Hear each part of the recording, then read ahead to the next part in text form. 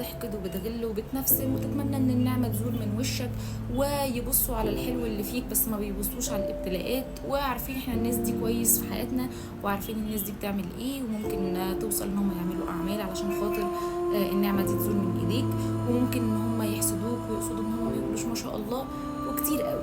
ولكن ان الموضوع يوصل ان عشان الحقد والنفسنة او علشان بني ادم بيحقد وبيغل يؤدي الى قتل ب 18 طعنة، هي دي اللي انا ما شفتهاش في حياتي قبل كده.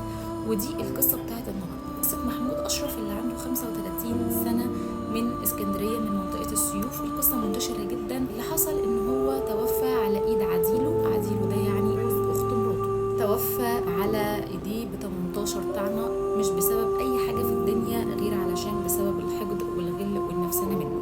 محمود أشرف كان شاب عنده 35 سنة، هو مصري ومعاه الجنسية الإيطالية.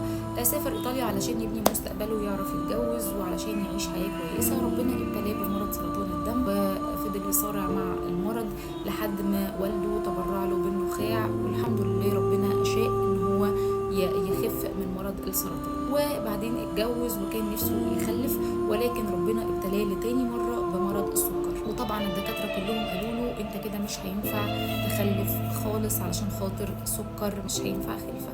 فضل محمود صابر ويدعي لحد ما ربنا رزقه بعد طول الصبر 7 سنين ببنوته. مين اللي بيبص بقى من ورا الحاجات دي وبيغير ومتغاظ؟ هو عديله اللي بقول لكم عليه، اللي هو الجاني.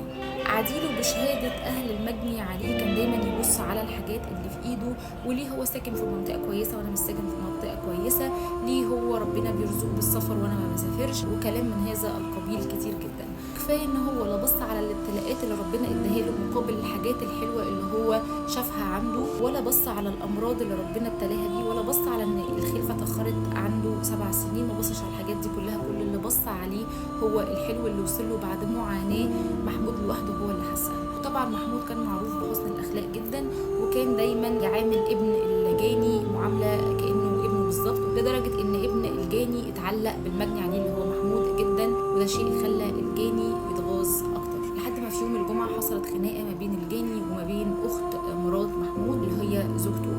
فأخت مرات محمود راحت وقعدت عند أختها اللي هو بيت محمود، كان موجود مامتها وكان موجود أختها وكان موجود محمود علشان يحل المشكلة.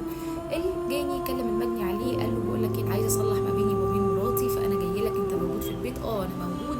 الجاني راح للمجني عليه، خبط عليه باب الشقة، كان قدام الشقة شقة تحت الإنشاء. استدرج محمود للشقة دي وقام ماسك طوبتين بدون أي داعي وقام خبطه على دماغه. طبعا الناس اتلمت على صوت الصريخ والصويت، من ضمنهم حماته ومراته ومرات الجاني، لحد ما نزلوه في الأسانسير علشان يلحقوه.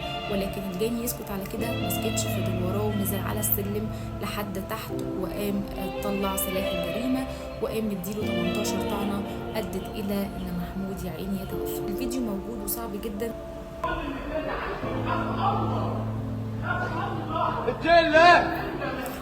ولما اتقبض على الجاني اللي هو عديل محمود، الوكيل النيابه بيساله انت ليه عملت كده؟ ببساطه جدا قال له واشمعنى هو يكون كده وانا كده؟